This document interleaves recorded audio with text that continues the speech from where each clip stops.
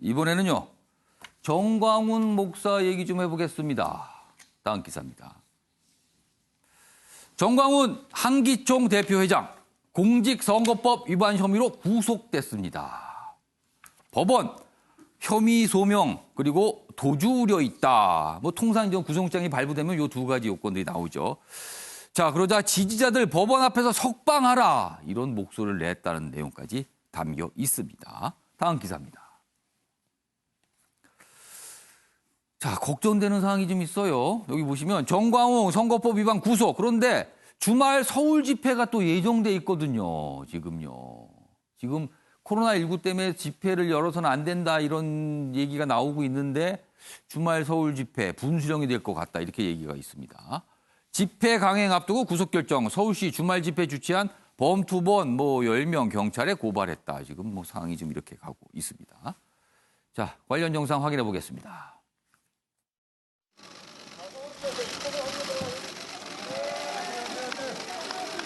내가 하는 모든 운동의 본질은 문재인 대통령이 대한민국을 해체하고 북한의 김정은에게 갖다 바치려고 하는 그 의도에 대하여 우리 한기총을 비롯한 3대 종단이 강력하게 저항을 하고 앞으로도 이 운동은 계속할 것입니다.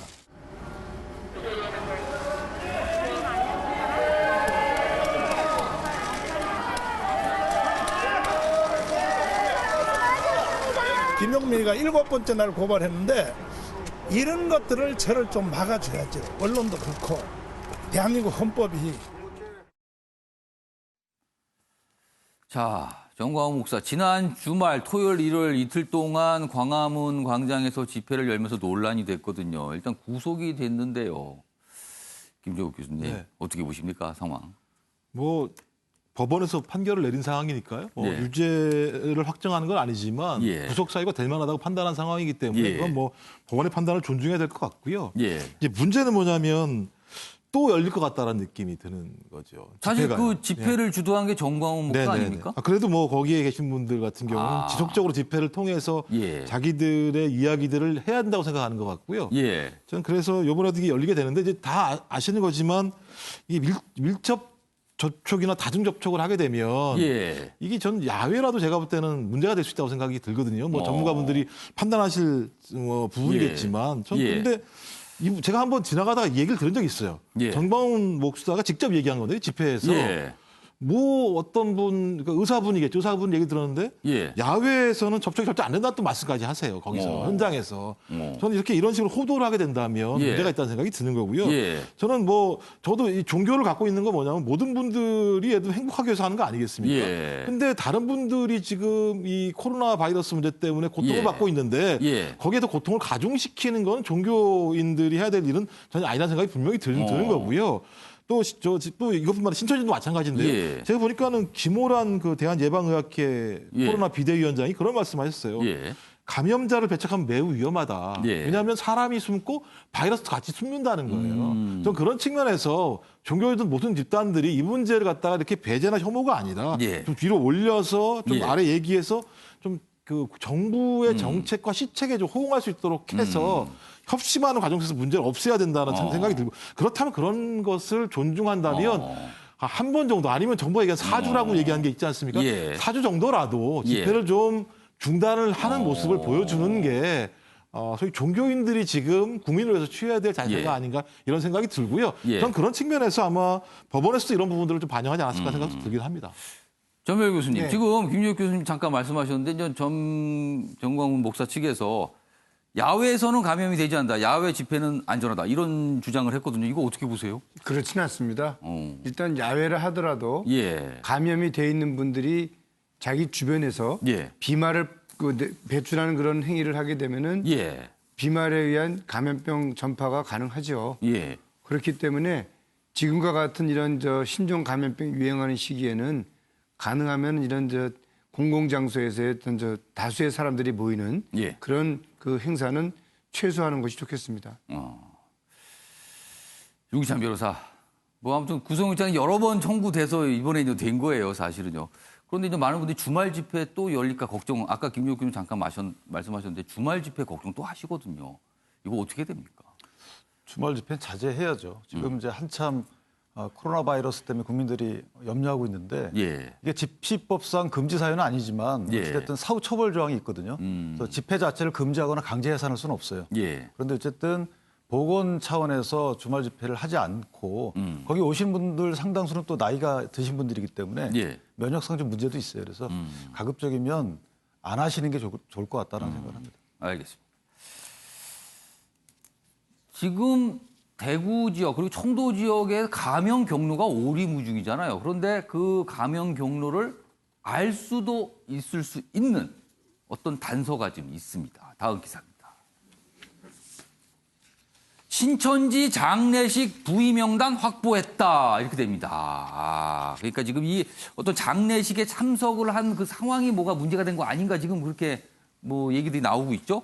그런데 이 부의 명단에 보니까 178명이 있답니다. 원래 알려진 것보다 숫자가 좀 많아요. 대부분 외지인이다.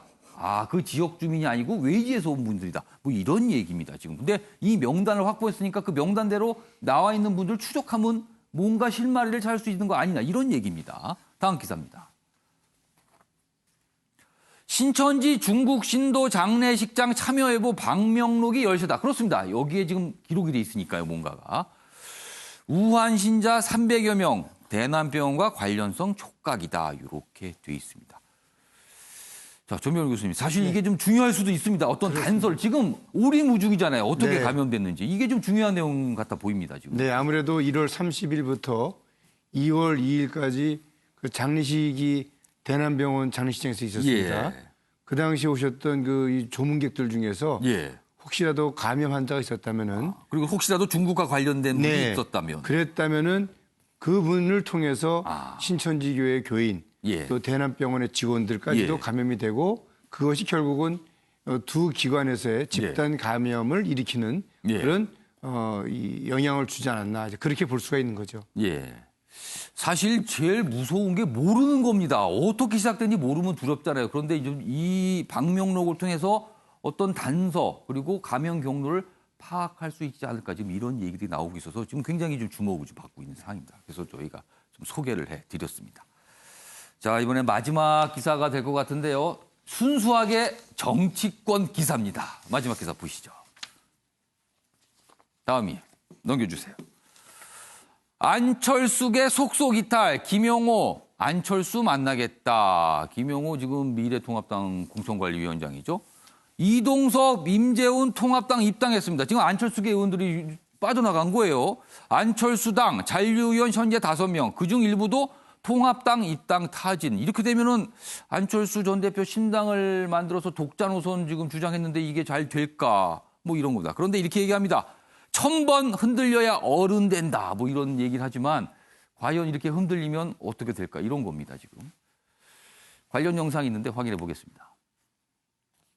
그 책 중에서 1000번을 흔들려야 어른이 된다. 이런 책이 있습니다.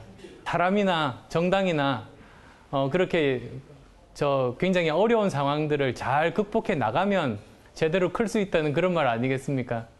그래서 뭐 열심히 흔들어 주시면 극복하고 저희들 가는 길 꿋꿋하게 보여드릴 수 있을 것 같습니다. 정영선 의원님, 안철수 전 대표 상황이 좀 어려워 보입니다. 이번 총선은 문재인 대통령의 임기 딱 중간에 실시하는 거라 아무래도 현 정부에 대한 중간 평가 성격이 강하기 때문에 현 정부에 찬성한다, 반대한다. 그럼 제3지대 안철수 국민의당의 위치가 별로 없어 보이네요. 그러니까 지금 상황이 그래서 측근이라고 알려진 의원들이 다른 곳으로 가고 있다. 지금 이런 기사들이 계속 나오고 있습니다. 자, 아침의 매일 경제 오늘은 여기까지입니다. 시청해 주신 여러분 고맙습니다.